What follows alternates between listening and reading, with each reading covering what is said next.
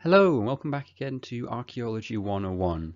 I'm going to be doing a part 2 for my Neolithic Revolution video, so I suggest if you haven't seen that video, go watch that now and then you'll have a better frame of reference for this one. Thank you. Just to recap the Neolithic Revolution before we get into the secondary products. One of the major points of the secondary products revolution is food, and by this I mean the utilization of an animal, such as a cow, while still being kept alive and healthy, allowed for one of the obvious secondary products to be produced, such as milk.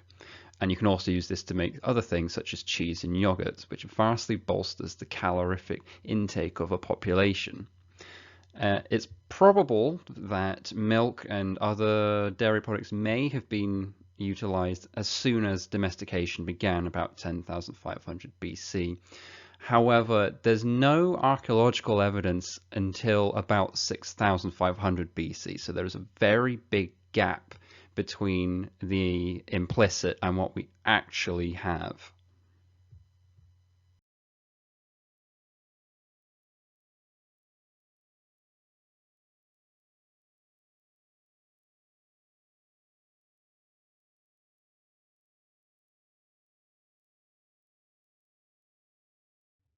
To be able to consume large amounts of lactose products, you need to be lactose tolerant. Only a third of today's population is lactose tolerant. Most people lose their lactose tolerance following weaning, which is generally after 2 years, dependent on the society that you live in. And you need the LP allele, or lactase persistence allele, to be able to digest lactose.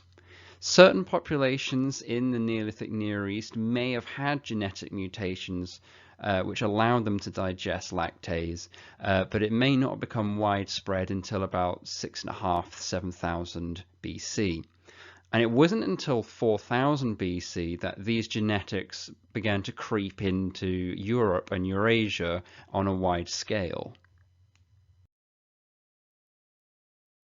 As human cultures were changing through the Neolithic Revolution, these changes also began to have an effect on the animals that they domesticated. The sheep, for example, was domesticated 10,500 BC, and these are naturally hairy in their wild state. The woolly variety doesn't appear until around 5000 BC. This may be an intentional example of humans changing animals to suit their requirements, but we're not entirely sure. It could have been accidental. I'd like to give more agency to the prehistoric people. Animals could also be used for traction and transport. Cattle and oxen probably drag loads such as timber from at least 6000 BC. Perhaps older examples exist. Traction also then incorporated directly into farming with the invention of the plough between 5 and 4000 BC, which could be pulled by both people and animals. Wheeled vehicles were also slightly later inventions from about 4000 BC. The iconographic example here is the Brno-CC pot from Poland, which portrays one of the earliest examples of wheeled vehicles around 3600 3000 BC.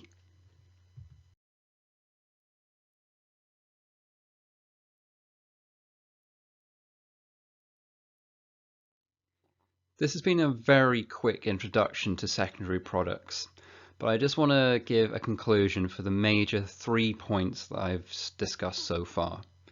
So this is not an overnight revolution.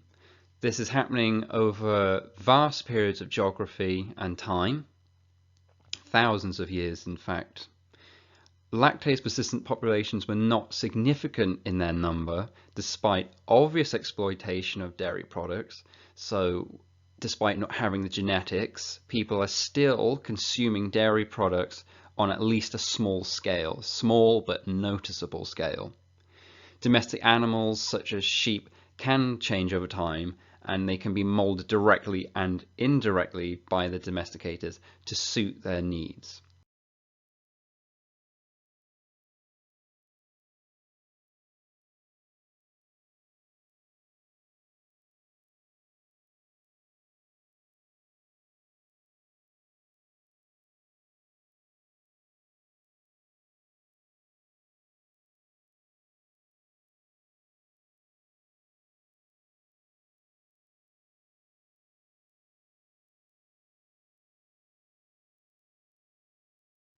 Thank you for watching this video. It's taken me a very long time to create a new video as my personal circumstances have changed. I now have a full-time job in archaeology.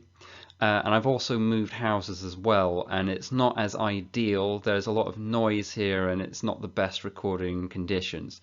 Saying that, I will continue to make videos when I can. I still want to make them, but it's going to take a lot longer for production, even this low quality production, to come out. So I appreciate your understanding. Thank you for watching, and I'll see you next time on Archaeology 101.